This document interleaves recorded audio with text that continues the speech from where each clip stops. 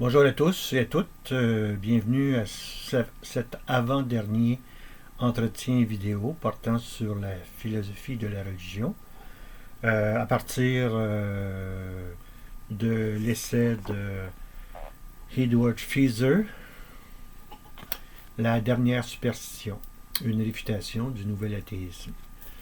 Alors, on a vu la dernière fois, notre dernier entretien, un argument, je me semble-t-il, convaincant de Thomas d'Aquin dans la Somme théologique,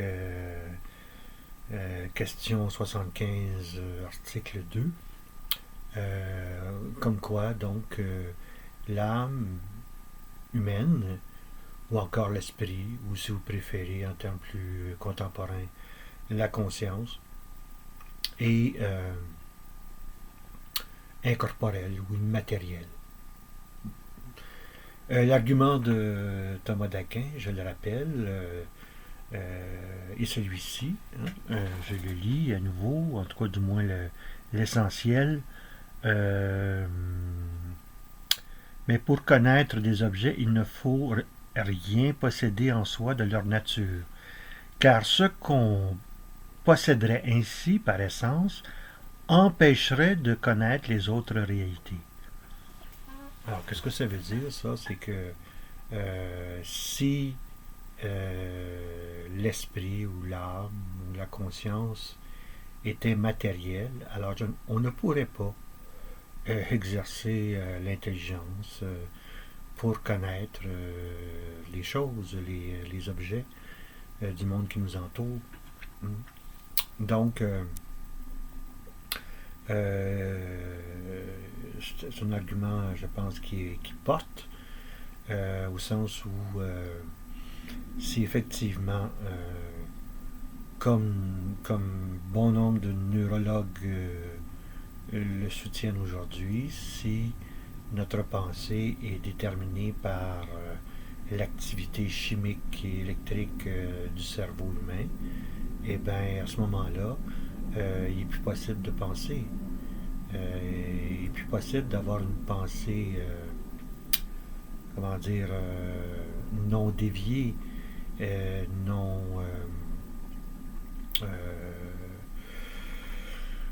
comment dire, non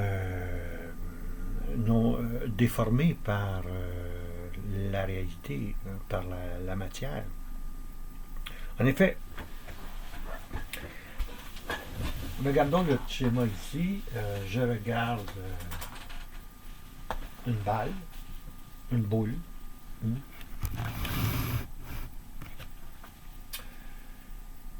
Et si la thèse matérialiste tient, ben alors l'activité neurologique de nature chimique, électrique, hein, euh, me permet de regarder la balle ou la boule. Hein. Alors, si c'est le cas, c'est ma vision euh, qui est reliée au cerveau et de type électrique et chimique, donc fondamentalement renvoyant aux molécules, aux atomes, ultimement. Et bien, à ce moment-là, quand je regarde une balle, je ne vois que je ne verrai que des molécules, hein, qui sont agencées de telle sorte que voilà. Mais qu'est-ce que je vois? Pourtant, je vois une balle, une boule. Hein.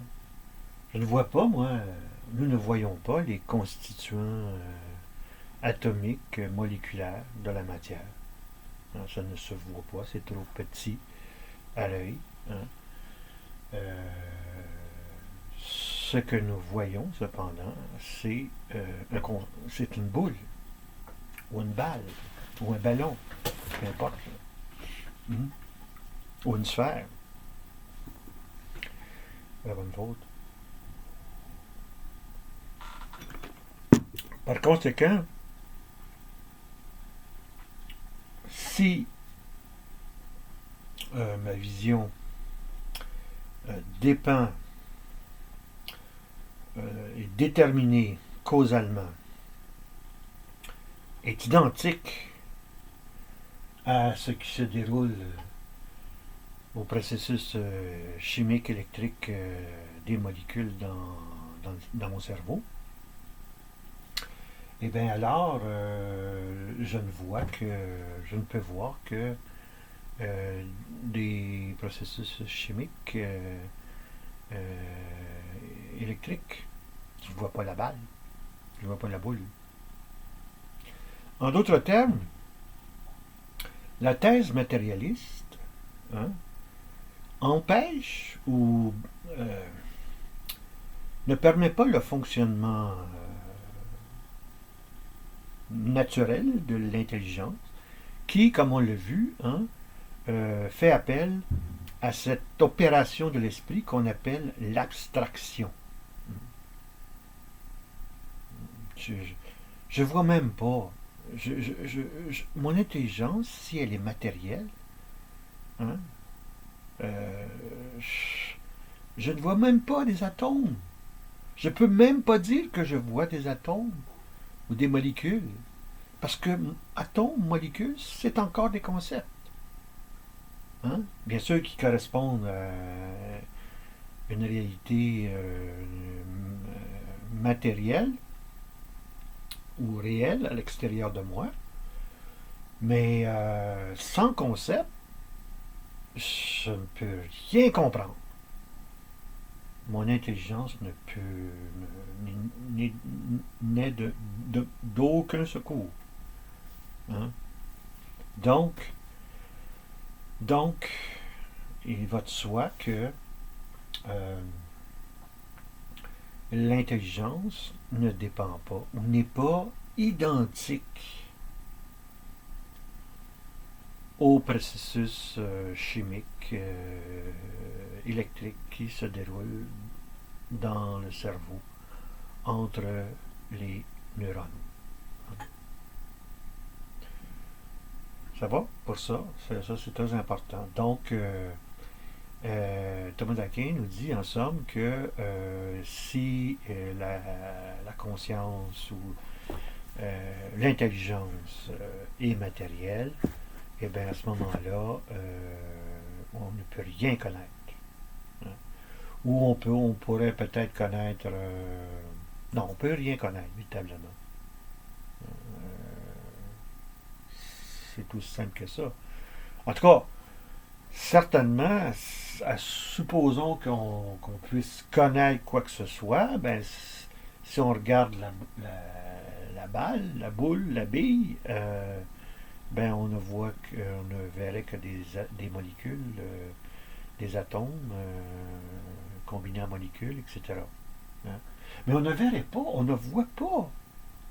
Les, les, les, les neurones ne voient pas la boule, la forme, par exemple, circulaire, ronde.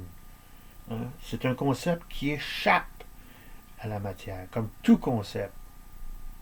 La matière ne pense pas. Hein? Bon. La question, c'est de savoir comment la pensée, l'intelligence pense comme capacité d'abstraction. Hein? Eh bien, oui, ça dépend de processus chimiques, neurologiques, chimiques, électriques, donc, et cela n'est pas la pensée, hein, mais comment dire, ces processus chimico-électriques sont sans doute la base à partir duquel l'esprit peut s'animer, s'activer, et en particulier l'intelligence. Et ça, c'est une autre approche de l'âme qui était celle de Thomas d'Aquin, qui la reprend d'Aristote. Hein. Et j'en ai parlé rapidement la dernière fois.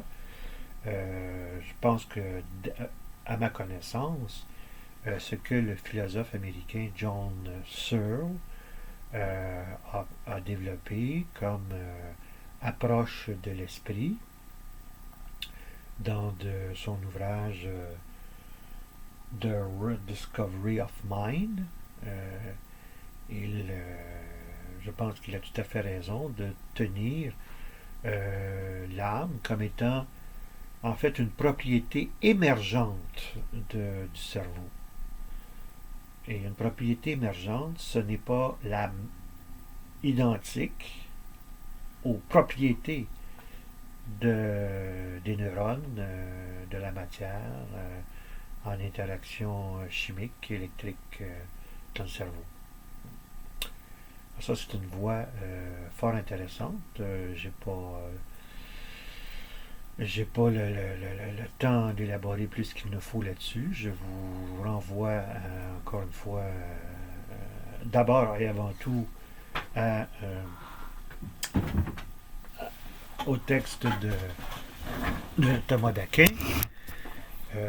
la somme théologique, dans la première partie, question 75, articles 1 et 2.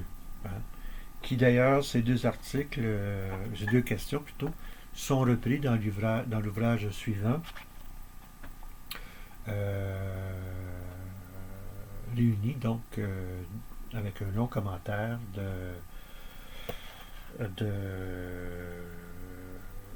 Bazan, B.C. Bazan. Hein. C'est donc publié ça à la librairie Vrin en France.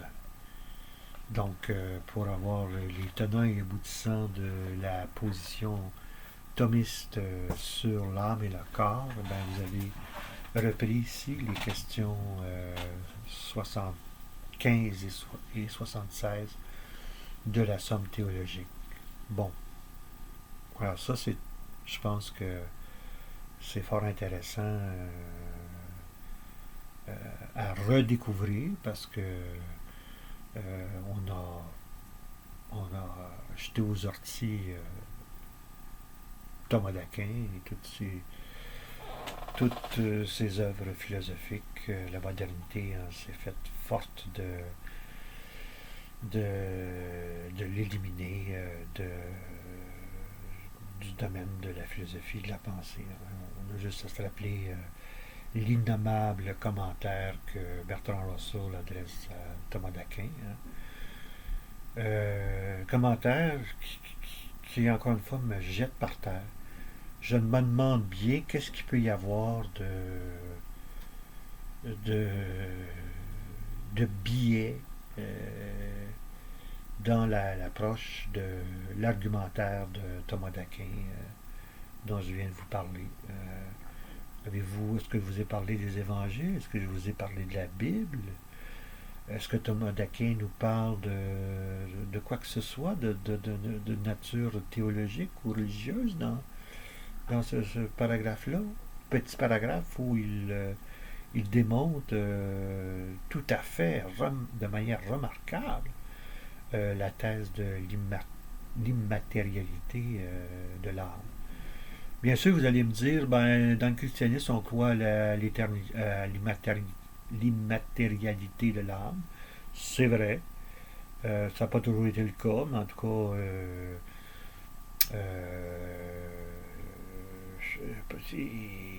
déjà Saint-Augustin en parlait. Mais ici, c'est la position de Thomas d'Aquin tout à fait autre que Saint-Augustin. Hein.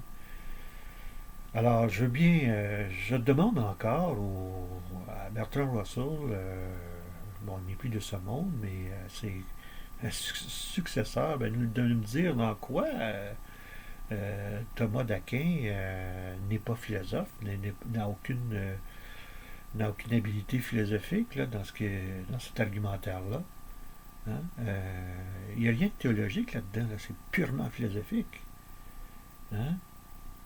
Alors, bon, moi, j'en reste, c'est que, M. Russell, comme bon nombre d'entre nous aujourd'hui, hein, considère que ce genre de philosophe, c'était des espèces d'illuminés qui sont absolument incapables de penser, d'aucune rationalité.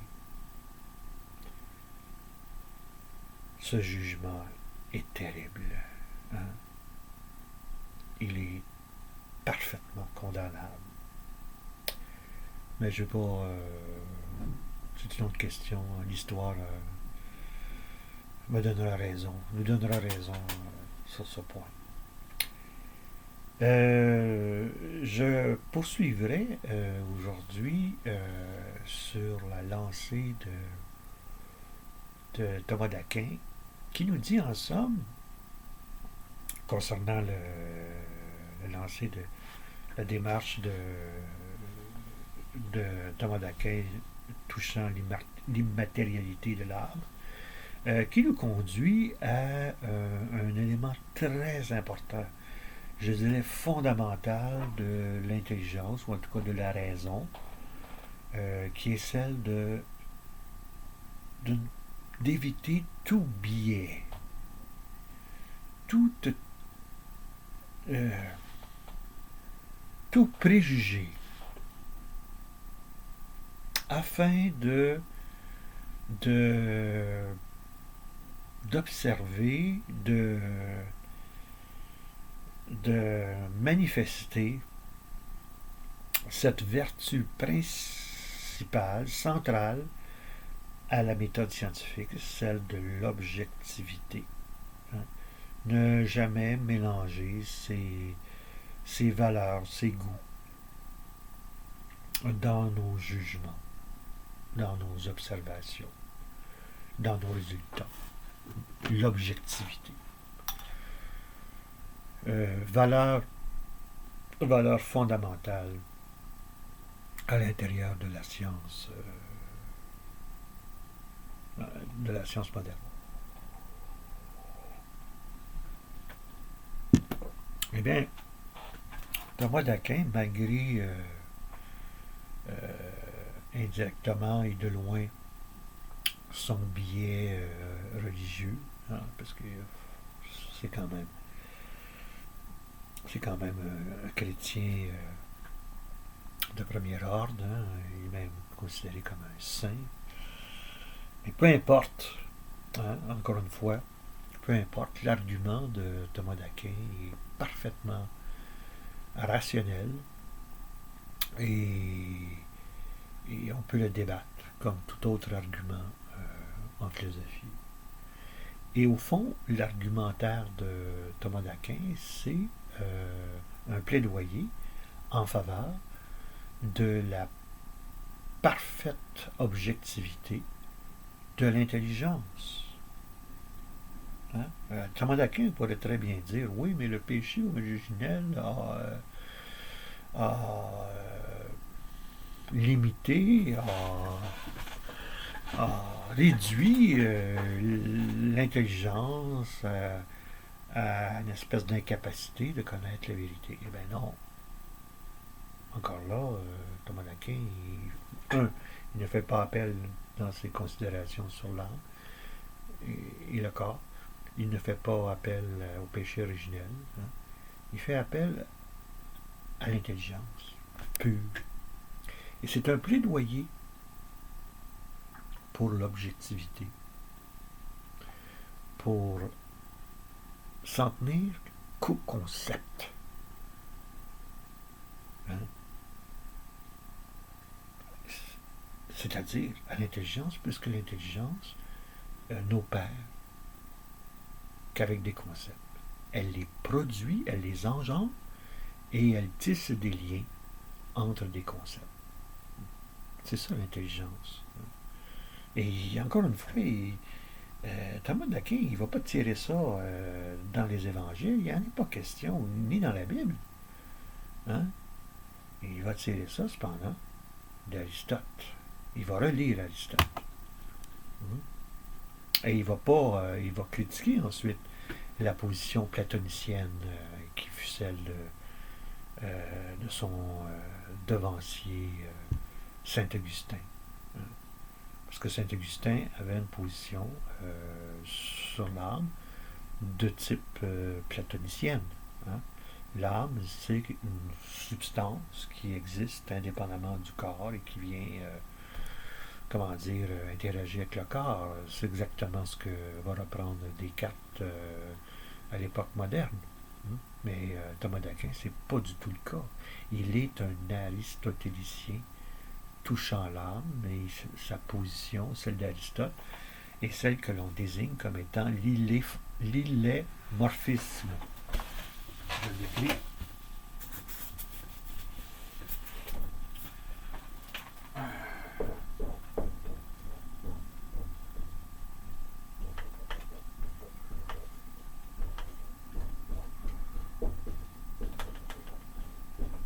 Alors, dans le mot illémorphisme, on trouve, il y a deux racines, hein? Il est et morphisme, morphé. Il est, c'est matière. En grec, ça dit matière. Et morphé, hein, veut dire forme. Donc l'âme, selon Aristote et ce que reprend Thomas d'Aquin, eh bien, c'est un, je dirais, un concept indivisible dans la réalité de matière et de forme. Parce que selon Aristote, on ne peut jamais, j'en ai déjà glissé un mot ici là-dessus, on ne peut jamais distinguer d'une part la matière, d'autre part sa forme.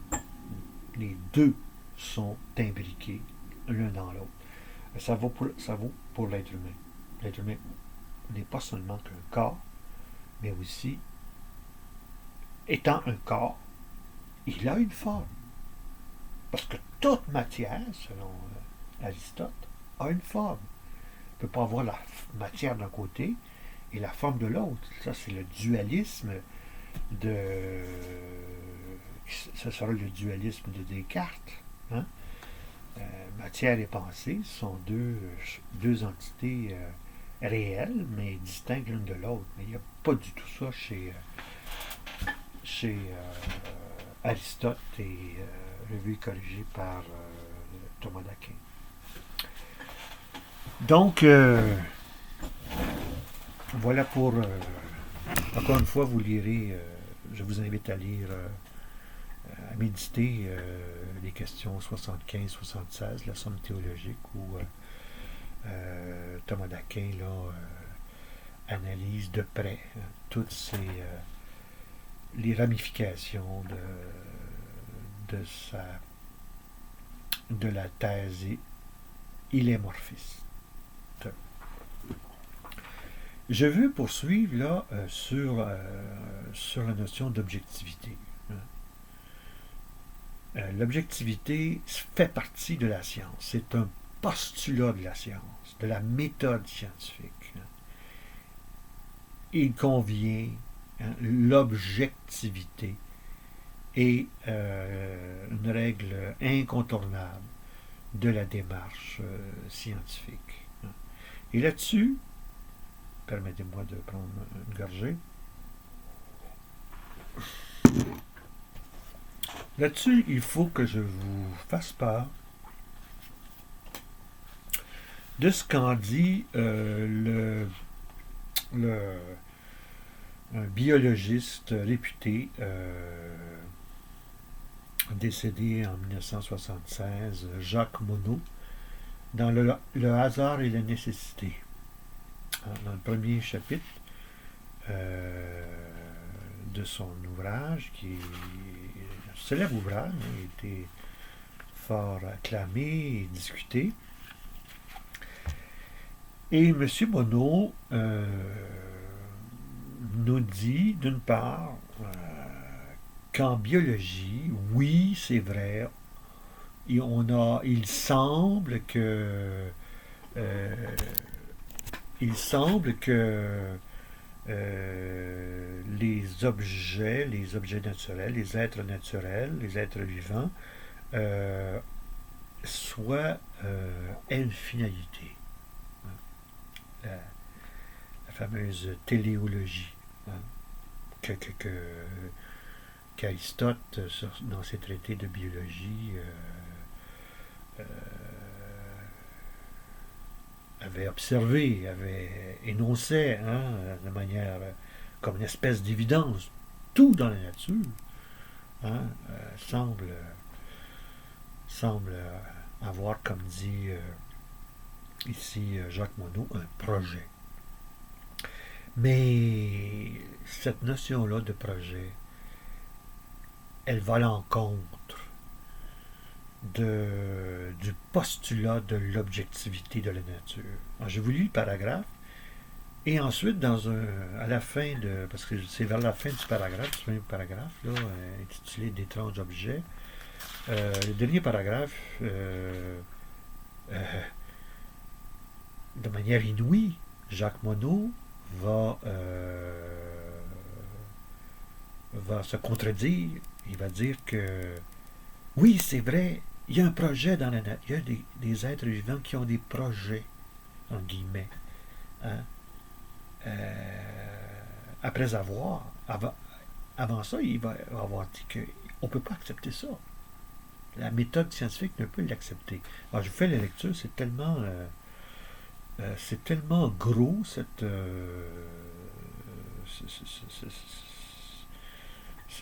histoire-là.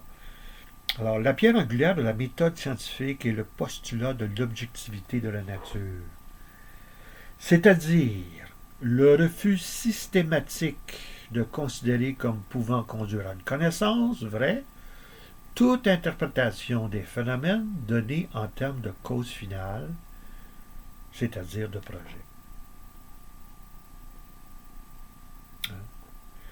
On peut dater exactement la découverte de ce principe, la formulation par Galilée et Descartes du principe d'inertie ne fondait pas seulement la mécanique, mais l'épistémologie de la science moderne en abolissant la physique et la cosmologie d'Aristote.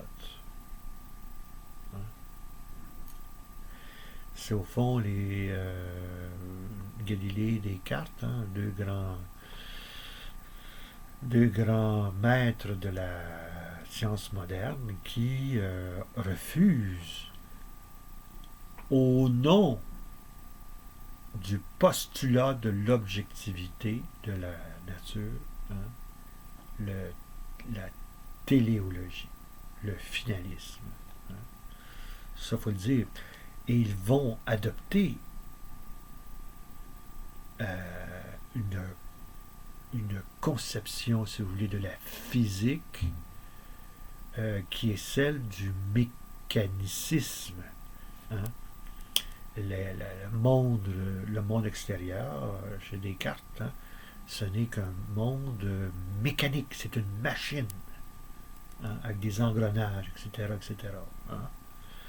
Alors ça va dominer la science moderne, cette conception mécaniciste de la science moderne. Hein? OK, alors, plus loin, au dernier paragraphe, donc un peu plus loin, là, Monod écrit « L'objectivité, cependant, nous oblige à reconnaître le caractère téléonomique des êtres vivants, à admettre que dans leur structure et performance, ils réalisent et poursuivent un projet. Il y a donc là, au moins en apparence, une contradiction épistémologique profonde. Le problème central de la biologie, c'est cette contradiction elle-même, qu'il s'agit de résoudre si elle n'est qu'apparente, ou de prouver radicalement insoluble si en vérité il en est bien ainsi. Ouf! Moi j'en perds mon latin en lisant ces passages, ces deux passages de Monod. Hein? D'une part, le postulat. Et là j'insiste sur le mot postulat. Hein? Le postulat de la science, de la méthode scientifique, c'est l'objectivité. Et on sait ce que c'est qu'un postulat. C'est un principe évident par lui-même, qui agit, qui a pour une fonction normative, hein, de réguler la démarche scientifique correctement. C'est une norme, c'est pas un fait.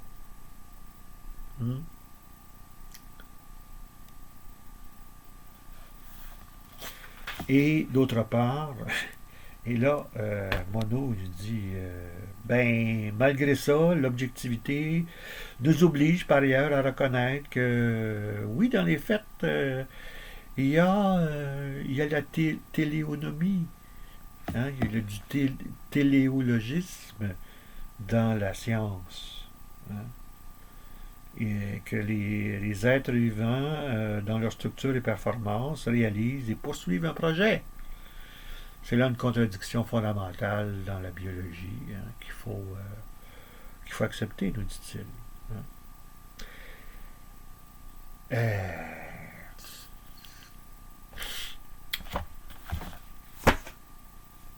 Si on revient à la notion d'objectivité, justement, hein, n'est-ce pas là, ce postulat de l'objectivité,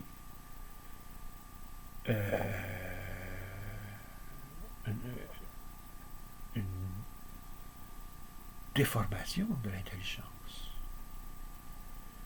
une déviance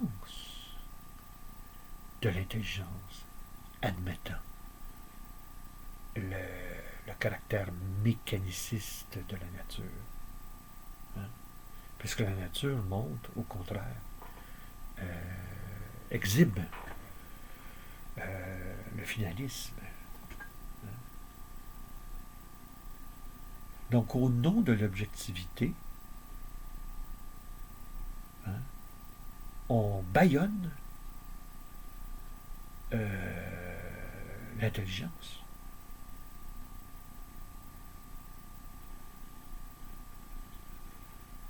Alors ça, c'est un argument extrêmement sérieux, hein, pour tout adepte de la science moderne qui y voit, hein, le triomphe du matérialisme, lequel, hein, fait appel à une science de la nature mécaniciste. Il y a là, je dirais, il faut le dire, utilisons le mot, un préjugé inacceptable pour l'intelligence. Ce qui nous amène donc, encore une fois, à une conclusion qui est déviante, qui déforme, qui biaise la vérité, à savoir que l'esprit n'existe pas et que seule la matière existe. Hein? Voilà la source de la superstition matérialiste. Et la grande illusion de cette superstition-là, c'est l'inexistence de l'esprit.